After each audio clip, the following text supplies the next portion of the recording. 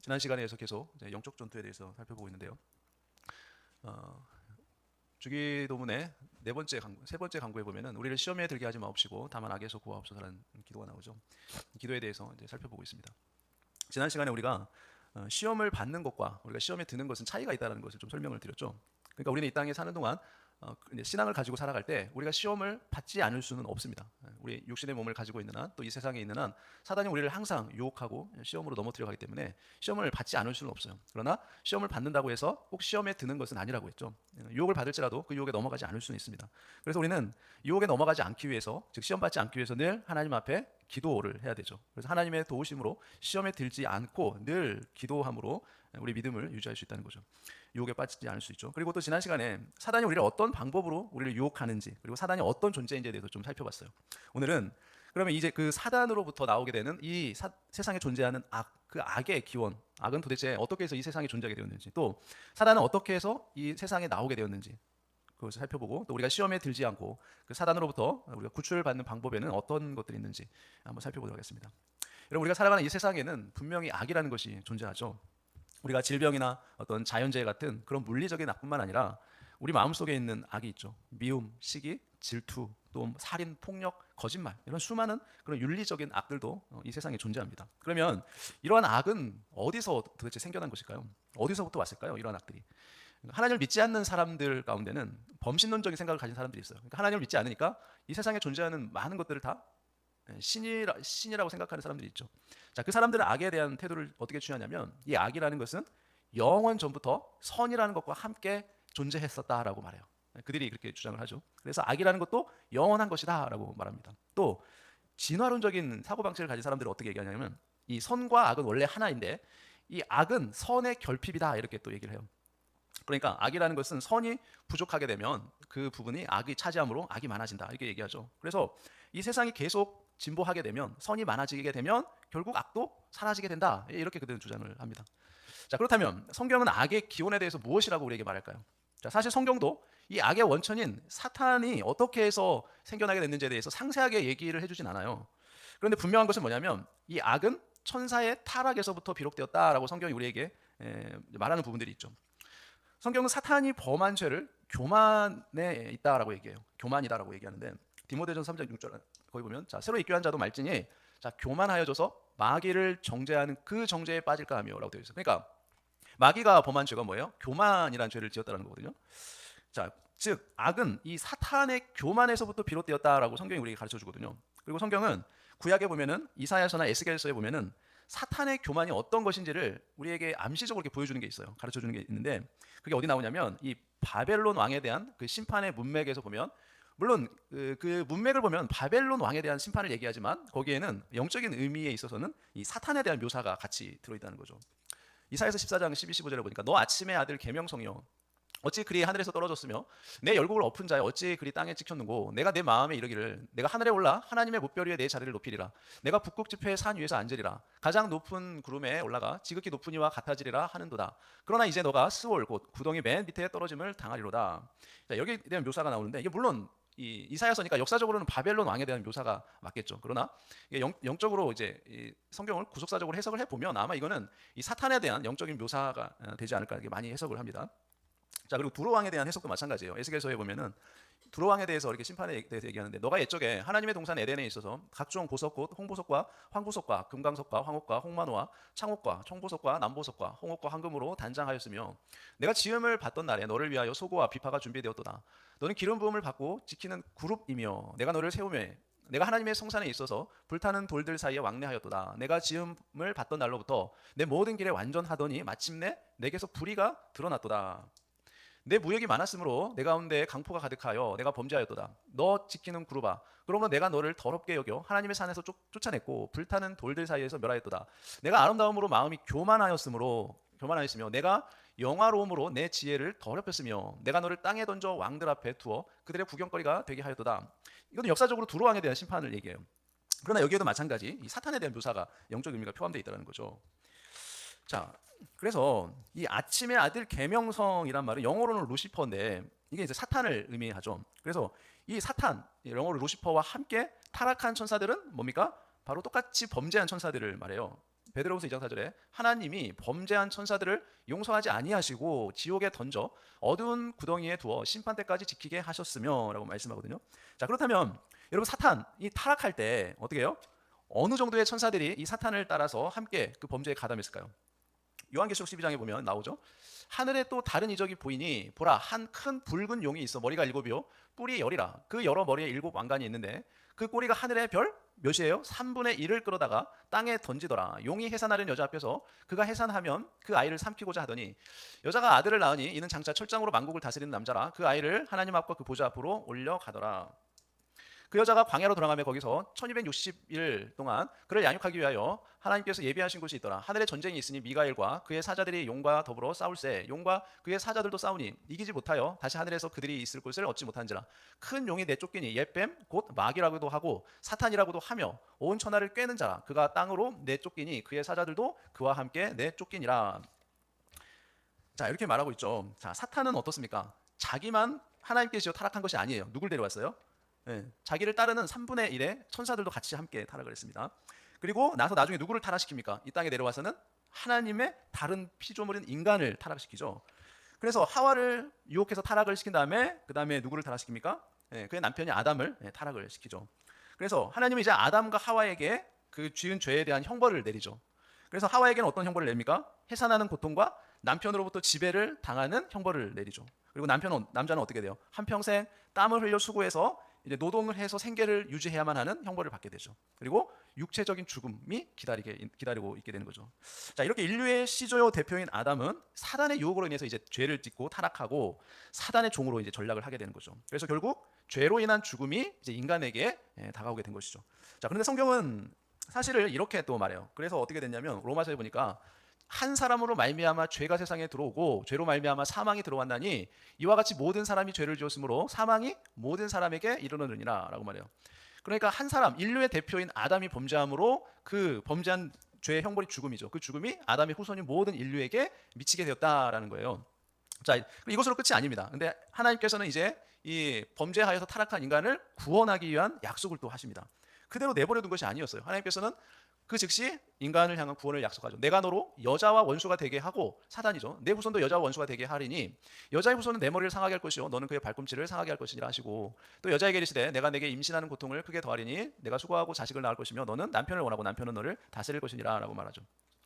자, 구원이란 뭡니까? 바로 이 사탄의 종노릇 했던 것에서 해방되어서 이제 누구의 종이 돼요? 하나님의 종이 되는 것이 구원이에요.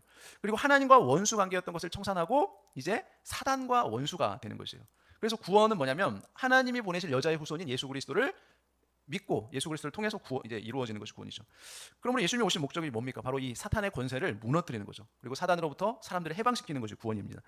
예수님은 어떤 방식으로 이 사탄의 일을 멸망시킬까요? 자, 첫 번째, 예수님은 십자가의 죽음과 부활을 통해 이 마귀의 일을 멸하시죠. 예수님은 우리 대신 죽으심으로 모든 죄값을 다 치르셨습니다. 그리고 마지막에 죽은 지 3일 만에 부활하심으로 죽음을 정복하셨죠. 자, 죽음이 더 이상 예수님을 무덤에 가둘 수 없게 되었습니다. 그리고 예수님은 인류 역사상 최초로 죽음을 이기고 부활하셨어요. 그래서 예수님의 죽음이 뭐가 돼요? 부활의 첫 열매가 되었다라고 말합니다. 장차 예수님을 믿는 사람들은 이제 모두 예수님처럼 다 부활하게 되는 거예요. 저와 여러분도 나중에 다 예수님이 재림하시게 되면 부활을 하게 되는 거죠. 자, 사탄은 죄와 죽음으로써 사람들을 통치했습니다. 그런데 예수님의 죽음과 부활로 이제 죄는 어떻게 돼요? 우리의 죄가 용서받을 길이 열리게 된 거예요. 그리고 이제 죽음도 극복할 수 있는 길이 열리게 된 것입니다. 예수님의 십자가의 죽음과 부활을 통해서 이러한 길이 열리게 된 거죠. 그러나 죄와 죽음과 사탄이 결정적으로 패배하긴 했지만 아직 완전히 사라지진 않았어요. 언제 됩니까? 예수님이 이 땅에 다시 올 때, 그때 죄와 죽음과 사탄이 이제 영원히 불못에 들어가게 되죠. 그때가 이 사탄의 완전한 멸망에 이르게 되는 거예요. 자, 그래서 예수님의 재림으로 이제 죄는 궁극적으로 멸망에 이르게 됩니다. 하나님의 나라에 이제 죄가 없어지게 되죠. 계시록 21장 8절에 그러나 두려워하는 자들과 믿지 아니하는 자들과 흉악한 자들과 살인자들과 음행하는 자들과 점술가들과 우상 숭배하는 자들, 거짓말하는 모든 자들은 불과 유황으로 타는 못에 던져지리니 이것이 둘째 사망이라 라고 말하죠. 그러니까 모든 죄인들은 이제 예수님이 재림하셨을 때 다 지옥으로 가게 된다는 거예요. 예수님의 재림으로 사망도 마찬가지로 궁극적으로 멸망을 당하게 돼요. 그래서 새하늘과 새 땅에는 뭐가 없습니까? 죽음이 없어요. 모든 눈물을 그 눈에서 닦아주시니 다시는 뭐가 없어요? 사망이 없고 죽음이 없다는 거예요. 애통하는 것이나 곡하는 것이나 아픈 것이 다시 있지 아니하리니 처음 것들이 다 지나갔습니다. 우리가 하나님 나라에 가게 되면 그런 거 다 없어진다는 거죠. 자, 이처럼 사단과 사단의 통치 도구인 뭐가 멸망당합니까? 모든 죄와 죽음이 다 멸망이 된다는 거예요. 그런데 그것이 2단계에 걸쳐서 멸망이 돼요. 첫 번째가 뭐냐면 예수님의 초림. 처음에 예수님이 이 땅에 오셨을 때 어떻게 돼요? 죄와 죽음과 사탄이 정복이 되죠. 이 땅에 오셔서 예수님이 십자가를 지시고 부활하심으로 죄와 죽음과 사탄이 정복이 됩니다. 그리고 언제 완성이 돼요? 다시 예수님이 오셨을 때 영원히 멸망에 당하게 되죠. 죄와 죽음과 사탄이. 그러나 지금은 여전히 사탄이 죄와 죽음과 사탄을 가지고 죄와 죽음을 가지고 활동하고 있는 시기죠. 자, 셋째, 예수님의 재림으로 사탄도 이제 궁극적으로 멸망하게 됩니다. 예수님이 다시 오시면 사탄도 이제 영원히 불못에 던져지게 되죠. 21장 10절에 보면 또 그들을 미혹하는 마귀가 불과 유황못에 던져지니 거기는 그 짐승과 거짓 선지자도 있어 세세토록 반낙 괴로움을 받으리라. 자, 그렇다면 예수님의 초림과 재림 기간에는 어떻게 될까? 우리는 지금 그 사이에 살고 있잖아요. 자, 사탄은 예수님의 초림으로 결정적인 패배는 했지만 예수님이 재림하셔서 지옥 불못에 들어갈 때까지는 어떡합니까? 이 세상에서 여전히 활동하며 교회를 미혹하며 핍박하는 일을 계속한다는 거예요. 그러니까 저와 여러분을 끝까지 유혹해서 넘어뜨리려고 한다는 거예요. 자, 사단은 주로 두 가지 방식으로 교회를 공격하는데 첫 번째가 뭐냐면 우는 사자처럼 공격을 한다고 말하죠. 근신하라 깨어라 너희 대적 마귀가 우는 사자같이 두루다니며 삼킬 자를 찾는다라고 말해요.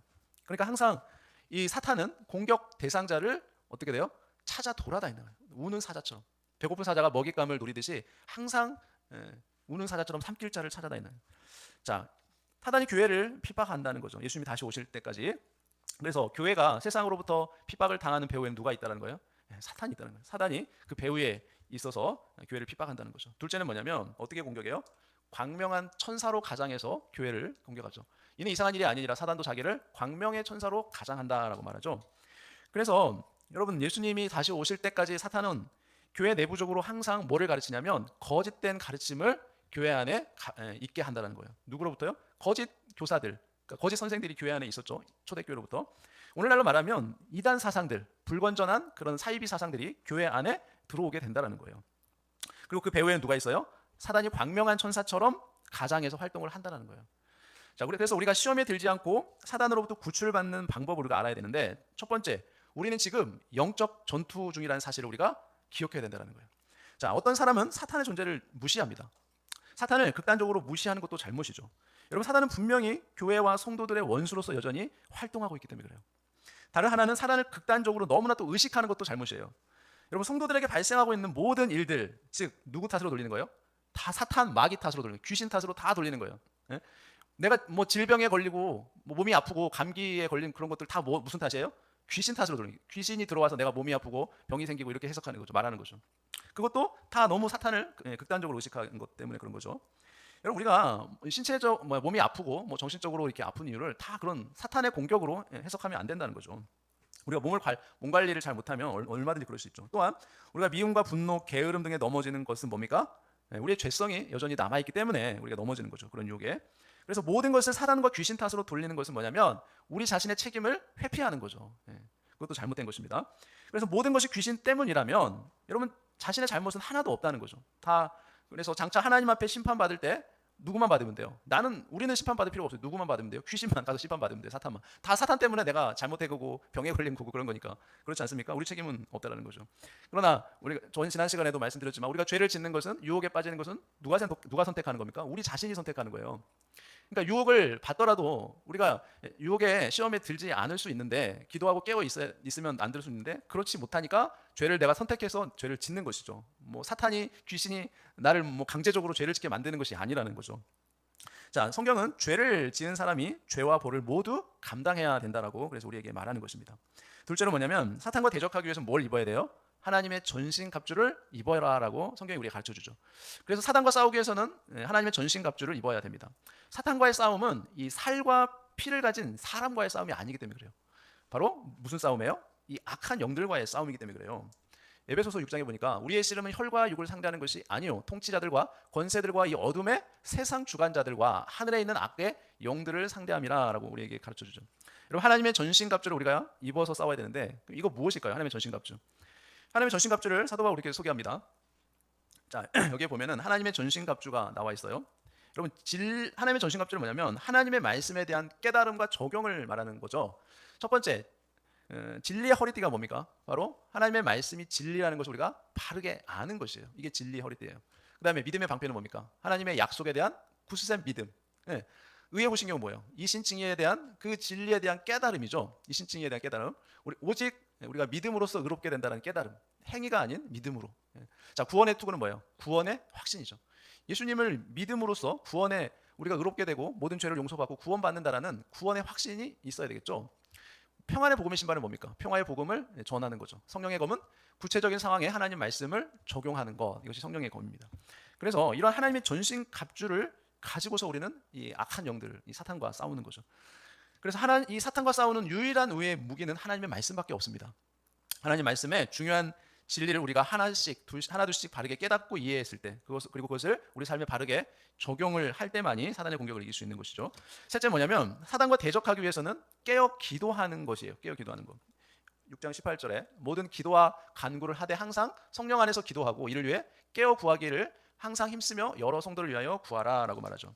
자, 기도는 마치 이런 이 사탄과의 영적 싸움에 있어서 우리가 하나님과 무전기로 대화하는 것과 같은 거죠. 그러니까 우리는 우리가 가진 능력으로 사단과 싸워서 이길 수는 없습니다. 사단은 우리보다 힘이 강하기 때문에 그래요. 그러므로 우리는 사단보다 더욱 힘이 강하신 누구를 의지해야 돼요? 하나님을 의지해야 되는 거죠. 사단을 이기셨고 또 이기실 그 예수님의 능력을 힘입어야만 우리가 이길 수 있다는 거죠. 그래서 우리는 사단의 핍박과 유혹을 받을 때 항상 깨어 기도함으로써 이 사단의 공격을 이길 수 있다는 거죠. 여러분, 전투를 하는 군대에서 가장 중요한 것이 뭐냐면 깨어 있는 것이에요. 그러니까 깨어 있다는 건 뭐냐면 적의 공격으로부터 이 아군을 보호하기 위해서 보초를 서는 거예요. 언제 적군들이 공격을 해올지 모르니까 보초를 세우는 것이 깨어 있는 거죠. 그래서 군대는 항상 부대에다가 보초를 세워요. 그래서 바로 기도가 뭡니까? 영적 전쟁에 있어서 우리가 군대에서 보초를 세우는 것처럼 경계 근무를 서는 것과 똑같은 것이 기도를 하는 것이죠. 기도하지 않는 날은 보초를 세우지 않는 것과 똑같은 의미죠. 적들이 언제 쳐들어올지 모르는 상황에서 보초를 세우지 않는 것과 마찬가지가 바로 기도하지 않는 것이겠죠. 자, 그러나 아직도 사탄의 통치에서 벗어나기를 바라는 기도가 그 비현실적으로 느껴지는 사람도 많이 있을 것이에요. 자, 이런 신자들은 어떤 신자입니까? 아직 어린 신자라고 말할 수 있겠죠. 그러니까 어린아이들은 전쟁의 위험을 잘 모르죠. 아무리 설명해줘도 잘 모릅니다. 전쟁에 대해서. 그 전쟁의 끔찍함과 무서움을 알 수가 없죠. 어린아이들은 전쟁보다 뭐 이렇게 간식, 장난감 이런 거에 더 관심이 많잖아요. 자, 사느냐 죽느냐 하는 이 전쟁의 심각성을 잘 알지 못합니다. 어린아이 때는. 교회도 이와 같아요. 여러분, 교회 성도들의 수준이 영적으로 어린아이면 영적 전쟁에 대해서 아무리 이야기를 해줘도 별로 관심이 없어요. 어린아이 할 때, 신자가 어린아이 때 그렇습니다. 그냥 이 세상에서 잘 먹고 잘 사는 것에 관심이 있지 영적 전쟁에는 별로 관심이 없습니다. 그래서 초신자들, 어린 신자들은 예수님 믿으면 내가 뭐 성공하고 부자가 되고 건강하게 잘 살게 되는 줄로 그렇게 생각하는 사람들이 많이 있죠. 또는 어떤 은사들로 신비한 체험을 하는 것에 거기에 빠지기도 해요. 신앙이 많이 어릴 때는 그렇습니다. 자, 신앙생활에서 가장 중요한 것이 뭡니까? 바로 이 사탄의 유혹에 넘어져서 죄를 짓지 않는 거죠. 그리고 우리로 하여금 죄짓도록 하는 사단의 공격에 맞서서 싸우는 거예요. 그러함으로 우리의 거룩함을 지키는 거죠. 자, 사도 요한은 신자들을 영적 성숙도에 따라서 이 단계를 구분했는데 어린아이, 청년, 아비 단계로 구분했습니다. 여러분, 청년의 특징이 뭐냐면 바로 영적인 전투가 있다는 것을 알고서 강해져서 이 악한 자와 영적 싸움에서 이긴다는 거예요. 그게 청년의 특징이거든요. 그래서 요한일서에서 보면은 아비들아, 내가 너희에게 쓰는 것은 너희가 태초부터 계신 이를 알았으며, 청년들아, 내가 너희에게 쓰는 것은 너희가 악한 자를 이기었으며, 아이들아, 내가 너희에게 쓴 것은 너희가 아버지를 알았으며, 아비들아, 내가 너희에게 쓴 것은 너희가 태초부터 계신 이를 알았으며, 청년들아, 내가 너희에게 쓴 것은 너희가 강하고 하나님 말씀이 너희 안에 거하시며 너희가 흉악한 자를 이기었음이니라 라고 말하거든요. 그러니까 이게 교회 안에 신자들이 영적 성숙도가 다 다르다는 거예요. 신앙의 믿음의 수준이. 그래서 아이일 때는 어떤 수준일까요? 그냥 처음 교회에 와서 뭐 이제 새신자 교육을 받고 어느 정도 구원의 기초 지식이 있을 때, 예수 믿으면 뭐 죄 사함 받고 의롭게 돼서 구원 받는다는 이런 구원의 확신 정도의 단계에 있는 수준이 아이 단계에 있다고 말할 수 있겠죠. 아직 신앙이 어린 단계죠. 그런데 여기에서만 머물면 안 되겠죠. 청년의 단계까지 가야 되겠죠. 영적으로 더 성숙을 해서 영적 싸움을 할 수 있는 단계까지. 그래서 청년처럼 강해져서 어떻게 해요? 하나님 말씀이 너희 안에 거하시며 너희가 흉악한 자를 이길 수 있을 정도, 영적 싸움을 할 수 있을 정도의 신앙의 수준이 되어야 되겠죠. 청년처럼. 그리고 마지막 단계는 어느 단계입니까? 아비의 단계죠. 아비들아, 내가 너희에게 쓴 것은 너희가 태초부터 계신 이를 알았으며, 여기서 안다라는 것은 그냥 지식적인 알미 아니에요. 우리가 하나님에 대해서 공부해서 지식적으로 하나님은 어떤 분이고 예수님은 어떤 분이고 이렇게 아는 것을 말하는 것이 아니에요. 여기서 안다는 것은 무슨 관계일까요? 인격적으로 아는 거예요. 내가 하나님과 교제해서, 그러니까 우리가 사람을 알 때 이름만 아는 것이 아니라 그 사람과 오랜 시간 함께 교제함으로 인격적으로 아는 것처럼 하나님과도 마찬가지예요. 오랜 시간 하나님의 말씀을 통해서 하나님을 알아가고 또 삶을 통해서 하나님을 경험하고 이런 전 인격적인 하나님에 대해서 알아가는 것, 그것을 의미하는 거죠. 자, 그런 영적인 단계를 성숙을 말하는 겁니다. 그렇다면 나의 영적 성숙도는 어느 정도인가가 중요하겠죠. 나는 어느 정도에 이르렀는지. 나는 오늘 이제 여러분들이 주기도문에서 시험에 들게 하지 마옵시고 악에서 구하옵소서라는 이 기도가 정말 절박하게 나에게 필요로 다가오고 있는가를 한번 점검해 봐야 되겠죠. 영적 전투에 대한 기도를 통해서 이제 하나님의 능력을 우리가 공급받음으로 우리 삶의 영적 전투에서 승리하는 그런 삶을 살아갈 수 있는 저와 여러분 되시기를 예수님의 이름으로 축원합니다. 기도하겠습니다. 하나님 아버지의 은혜를 감사합니다. 우리가 늘 영적인 전투 가운데 있다는 사실을 항상 기억하게 하시고 사단을 대적하기 위해 우리가 하나님의 전신갑주를 입고 늘 깨어 기도하게 하여 주옵소서. 그래서 하나님의 능력을 힘입어 살게 하시고 나의 힘과 나의 지혜를 의지하지 않고 늘 주님의 능력을 힘입어 살아가는 저희들 되게 해 주옵소서. 아이처럼 구원의 확신에 머물지 않고 청년처럼 말씀으로 무장하여 영적 전투 가운데 승리하며 아비처럼 인격적인 교제와 경험을 통해 그리스도를 더 깊이 알아가는 그런 신앙 성숙을 이루며 살아가는 저희들 모두가 되게 하여 주옵소서. 모든 것 예수님의 이름으로 기도합니다. 아멘.